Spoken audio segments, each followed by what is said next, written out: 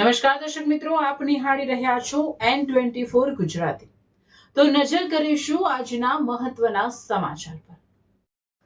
વડોદરાના સેવાસી રોડ પર ગઈકાલે બપોરના સમયે એક ગંભીર માર્ગ અકસ્માતની ઘટના સામે આવી છે। એક આઈસર ટેમ્પોએ બાઇક પર સવાર દંપતીને જોરદાર ટક્કર મારી હતી।